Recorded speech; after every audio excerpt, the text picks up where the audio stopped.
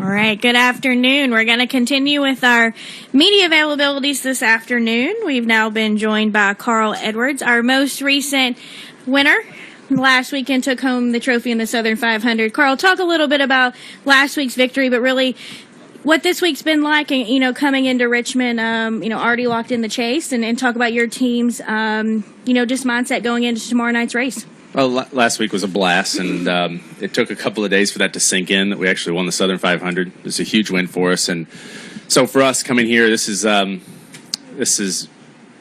really just a fun race for us. I've come here with so much pressure before trying to make the chase, and it definitely is nice to be here with 2 wins, locked into the chase. We can just go out and have a little bit of fun. Our Eris Toyota Camry was really pretty good in practice. Although with everything that happens here, it's tough to gauge how we'll be in the race. But it is one of my favorite racetracks. It's a blast to race here at Richmond, and hopefully just have a little bit of more fun before the chase starts and all the seriousness begins. All right, we'll go ahead and open questions for Carl. If you have one, please raise your hand and state your name and affiliation, and we're going to start in the back.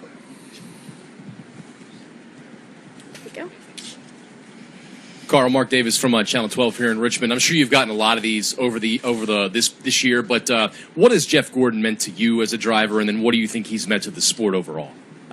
He's obviously a great competitor, and he's a guy that, in my opinion, opened the doors for a lot of young guys racing at short tracks across the United States. By coming into the sport without a ton of stock car experience and doing well, and I think it's been neat, to watch his career, and it's been fun to race with him. So, I know he's got a lot of pressure right now to perform this weekend. But if anybody can do it, he can do it. All right, go ahead. Carl, Sean Robertson, CBS affiliate in town. You mentioned about having fun tomorrow night with your win last weekend in Darlington. How does the mindset change going into tomorrow night's race, having 2 wins under your belt and your place in the chase locked up? Well, really, this race is so different for everyone in the field. It depends on your position. A lot of guys everyone's racing for something different. In our particular case, like I said, we've got the 2 wins. We're locked into the chase. We don't have to. We don't come back here until next year. So this is really just a fun race for us. We get to go out, lay it all on the line, take chances, try things with strategy or driving styles that maybe would be a little more risky and we wouldn't do if if we were in a championship battle. So it really is a Saturday night short track race for us, and that's fun. I mean, it's neat to be able to be in that position, because in this sport, as competitive as it is, you don't get those chances a lot just to go have a good time. All right, we're going to go Kenny Bruce and then Dustin Long, and we'll take a few additional ones. Thank you. Kenny Bruce, NASCAR.com. Carl, you kind of touched on a little bit of this, but obviously if this was a 1.5-mile track, there might be something here that you guys could use, or at least you'd have some additional information going into the chase races. Because this race, like you said, you won't be here until next year, is there anything you can take out of this weekend? Maybe a little bit for Phoenix, but now that the surfaces are so different, it's hard to say. I mean, really, we've just been trying overall to prepare ourselves for this chase, and like you said, this track doesn't really apply to many of the chase tracks. So, it's really just it's an opportunity to get a win, it's an opportunity to get a few points, and there really isn't a lot of carryover. This is a pretty unique racetrack. Okay, and also, I know we've seen in past years leading into the chase, you guys have done a lot of different things. Drivers have gone across the country. I think you went to Mexico City. Yeah. Is there anything in particular you're looking forward to going into this year's chase? I think I get the opportunity to go do some television stuff that'll be pretty fun. It'll be interesting. And, I just talked to the Toyota folks. They're putting on the Chase Fest at Lincoln Park next Thursday. That's supposed to be really neat. I mean, Toyota has been... It's been interesting to get to know them. It's been a lot of fun, and everything they've put into the team has been amazing. So, getting ready or being able to be part of that with them will be neat. But last year was a lot of fun. I got to fly down to Mexico City, and Cessna helped me out, and that was an adventure piloting down there. I don't have anything that, off the wall planned yet, but who knows? NASCAR sends us all over the place, and I think in the next few weeks, a lot of us will be going to different markets. I think I'm going to Los Angeles, which will be fun, and that is kind of a neat part of it when you get to step away from the car and go out and promote our sport and talk about all the neat things that are going on all over the country. All right, Dustin, go ahead. Dustin Long, NBC Sports. A couple questions. One, Carl, it seems like this season has kind of been relatively calm in terms of with the drivers, in terms of maybe potential conflict that you would see. Right. I think people look at maybe what happened with the chase last year. One, why is it a little bit calm in your eyes, and do you foresee it building like it did? Is it reasonable to expect that or not? I think it really you can expect the unexpected. I mean, who knows what's going to happen? This sport right now is so competitive, and the restarts are so important. The track position's important. Putting yourself maybe 2 or 3 or 4 wide at some of these tracks, sometimes you have to do it to get position. And I think that everyone, if you really look at it, there aren't a lot of guys on the bubble right now. There's not a lot of people who are lunging for life. But as we get into these chase races and we have the cutoffs, every 3 races, there's no telling what could happen. I don't think there's any reason to think that it would be more tame. I mean, if anything, it'll probably be more intense than it was last year. And so, obviously you've been in the chase many times before, so in that one sense that's not different. But with the format being different last year, was there much that you learned about that being any different that can carry over, or is a chase is a chase is a chase? From the outside, I'm sure different people have different perspectives in the garage, but it appeared that the chase last year kind of went like you could have predicted. The fast guys ended up making it to the next rounds, and there wasn't, I think, a large surprise. I know Newman made it to the last round, and they did a great job of making do with what they had. But I don't think there weren't many surprises. I think, but this format provides the framework that, we could have some crazy stuff happen, and I don't know that you can plan for all of it. If you have a situation where 2 or 3 guys get into it or have problems, and then they're fighting for that one final spot to transfer, and they're all fast enough to win, you could have some crazy stuff happen. So I don't think that there's a real strategy. I think you have to treat it like basically 3 little mini seasons in a championship race, and under that format, who knows? I guess what I'm saying is I don't think you can make a plan because it's so dynamic. We're going to go to John in the purple. John Householder, NASCAR Productions. As you and your team prepare for the chase, in the first round, is there a specific track that stands out in your mind that you might be a little more confident heading into? I'd say New Hampshire. We have a lot of confidence there. Sitting, being the pole sitter there, JGR Toyota winning the race with Kyle. I feel really good about that race. I know that with everything that can happen at Dover, I don't want to go into Dover in a bad position, having to battle it out. We talked a little bit about that at the shop. Denny was in that position last year, and it was really tough. And so, we want to come out of the box just really fast. We want to win Chicago or win New Hampshire.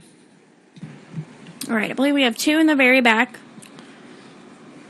Jonathan Merriman, NASCAR.com. Carl, can you talk about the difference in mindset from a team perspective and a driver's perspective, as opposed now when you guys are fast everywhere, as opposed to in the spring where you were trying to get your legs up under you as an organization and playing catch up a little bit? I know for me personally, I feel a lot more calm and confident right now than I did at the beginning of the season. I'd say confidence was at 11 before the season started. After about 8 or 9 races, I was kind of coming back to reality, and we had to really dig in and work. And now, just as an organization, it's unbelievable to be driving these Toyotas right now. Everybody at JGR has done a great job. They build cars now. We come to the track and we're fast, and and that's what you've got to have. I think to be competitive against this field in this chase, you have to be getting faster and faster every week, even as fast as we are. I know this is going to be tough. These guys, all of them are going to step up their game, so to speak, for the final 10 races. So yeah, I feel like we can compete now. All right, okay, go ahead in the back. Carl, Mark Davis, NBC 12 in Richmond again. Denny's going to race with a torn ACL on Saturday. Have you ever raced with any sort of injury like that, and what challenges can that present, even though you're cleared to race? Yeah, I think all of us have had little problems and things that have happened, but it appears, I mean, Denny has raced, if I understand it correctly with this, it's basically the same injury in the other leg, and it didn't seem to slow him down a bit. I mean, getting in and out of the car is probably going to be is the toughest thing. I had a broken foot for a while, and really it was just getting around the garage that was tough. Once you get in the car, the teams are able to tune the pedals and tune the car and make you comfortable. I really don't think it'll slow Denny down much. If anything, it might motivate him. He's a pretty tough guy. All right, we're going to go to Jim Utter, Lee Spencer, and then up front to Matt. Go ahead. Utter at motorsport.com. This kind of touches on something you just answered a few minutes ago, but back at the beginning of the season, you were talking about your confidence. The year started. Kyle was out of the race car for 11 races. JD's health issues became public. Just when you look back to the beginning of that year, and now you look at the Gibbs organization as a whole, all 4 drivers have won, all 4 going in the chase. I'm sure if there was an organization somebody was going to bet on right now for having somebody in the hunt for the championship, they would be in it. Just what have you seen from the organization standpoint during the course of what's been a very rocky year as to how things have gone during the course of the season? I've learned that this organization has a ton of depth, and they have they just have an amazing resolve just to keep working. And it's so neat, to hear the way the guys talk about, we were talking about the different packages and which package we might race in the chase. And one of the technical guys said, it doesn't matter. He said, whatever package it is, we're going to beat them with it. And, that's how they think, and they just keep working. And it's been amazing to see Coach's leadership through all of this. This is the start of the year. I can only imagine how tough for him all of this was. And if you look at the performance, it's just steadily gone up, and it just seems to be getting better and better. And I think that comes from just people working hard, working together, not losing sight of the goal. And it's neat to be a part of something like that and to see it all come together. With Kyle coming back and then him going on a streak and just everything. It just seems like they keep things moving in a positive direction. So, it's definitely been eye-opening to me and been a lot of fun. Well, coaches, he is JGR. He is the guy that keeps everything going. And, I think he's our leader. All right, Lee. I believe Lee had a question. Thank you. SpencerMotorsport.com. To kind of follow up on that earlier thing when you said that the chase was like 3, Right. playoffs. What is the craziest thing that you think you saw from last year? Because it was so unpredictable. You can't, we could sit here and debate whether or not the best team won, which, in my opinion, it did. But somebody could come along out of nowhere and just surprise everybody. Right. What was it to you that you found so intriguing about last year's playoffs? I guess, if I had to describe the most notable thing in one word, it'd just be that there's opportunity. The opportunity is there throughout this chase for anyone in the chase to go out and grab that win or grab that spot and move on to the next round. And if I'm not mistaken, I was in the car and trying to keep track of everything, but Ryan and those guys, they about won the championship, and that they took an opportunity to say, hey, we haven't been the fastest car all year, but they came on and strong when it mattered, and they almost grabbed that thing. And that's what's so interesting about this. And I think, everyone, I can't speak for everybody in the field, but I know for myself, I sat back and thought about this chase format, and I thought, man, it doesn't matter what's happened to this point in the year. It doesn't matter really what happens all the way up to Phoenix and Homestead. If you can stay in there and take the opportunities and get it, you can be the champion. And I think for that reason, there'll be a lot of guys really, really going for it. My sense is that the intensity level will be up this year. All right, we're going to try to squeeze in a few quick more before we have to let Carl get out of here. We're going to do Matt, Kenny, and then the gentleman in the blue. Go ahead, Matt. Matt Weaver, AutoWeek.com. Traditionally, this race has seen a lot of passing, but I feel like the past 2 years or so, whether it's the Gen 6 or the dual tread tire, that's kind of tapered off a little bit. So my question for you, is that more of a package deal, a tire deal? And with this new right side tire, how do you think the racing will be on Saturday? It's 100% a function of the teams becoming more and more competitive, and then the package that we run being more aero dependent. this track is fast enough that it makes it tough to pass. So, if we can keep working towards the package like we raced last week, I think that'll just get better and better. But this place is unfortunately fast enough that you get some of that, disadvantage when you get close to people because we rely so much on aerodynamics. Kenny, go ahead. Kenny Bruce, NASCAR.com. A couple of quick things, Carl. First of all, you spent so much of your career at Roush Fenway racing.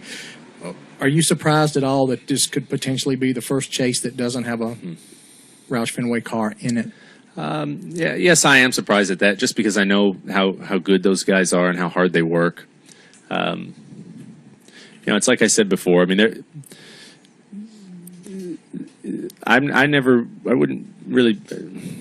I would expect at any moment those guys are going to turn the corner. I mean, they really do work hard. They're racers, and I see Jimmy Finnig and Jack here every week, and everybody working hard, and I'm sure they'll get stronger. Okay, and also talking about Denny's injury, are there any things that you would do except for the fact that you're worried that you could potentially be injured and not get in the car? I guess, yeah. I mean, you have to think about that. It is tough because you don't want to. You want to go live your life, and you can get hurt doing anything. I mean, really, you can. So, I'd say in general, I don't think about it too much. I go out and do the things that I want to do, but you do have to be conscious of it, and I think everybody is. I don't look at Denny. He's not like a giant risk taker. I mean, he's out. He's working out. He's doing things he loves, and every once in a while something's going to happen. And really, he could go win this race tomorrow night, and it might have no effect. So, I think everybody probably balances a little bit differently. All right, and our final question. Go ahead. Nicholas Vanderlock, Progress Index. Carl, apologized if this question came up earlier, but interesting thing to me, earlier in the year, before the season began, Brad said that he would put his top three drivers as yourself, Kevin Harvick, and himself. And at Darlington, we saw you top three running together, and I know he also said something along the lines of, this is separating the Sprint Cup drivers from the pretenders. Yeah. And so as far as the rules package is concerned, in your opinion, what has it done as far as doing that? Is it the car, is it the driver dynamic? And is this rules package from Darlington something you can see the same results from, like Darlington, at all the different tracks on the Sprint Cup circuit? Well, I really believe. I mean, if you just follow things to their logical ends, I mean, if the cars are stuck like glue and you never have to lift off of the throttle, anyone could drive the car, and it just becomes a battle of whose car is the best. The more time you spend off of the throttle, the more you have to manage the tires, the softer they are. And by the way, they can be softer when there's less downforce. You get to see the driver's management of the car and their talent more. You get to see the crew chief's talent in calling a race and setting up the car. And I love that style of racing. As a fan growing up, I specifically watched stock car racing because that's the style of racing it was. There are guys sliding around, manhandling the cars. I had no interest in IndyCar racing or anything like that just because it seemed pretty obvious the difference. So I really applaud NASCAR for going that direction at Darlington, for going that direction at Kentucky, and like I've said, that's just some downforce taken away. If some's good, more should be way better. And with the guys that are in this field right now, the talent that's here, and the parity amongst the teams, I mean, if we had the rules packages like back in the 80s, 90s, with hardly any downforce, I mean, it really could be spectacular. And, I think NASCAR is aware of that possibility, and they're working that direction. And I think that makes me excited. All right, Carl, we appreciate your time today. Cool. Thank you for spending a few extra minutes with us, and we wish you the best of luck this weekend. All right. Thanks a lot, guys.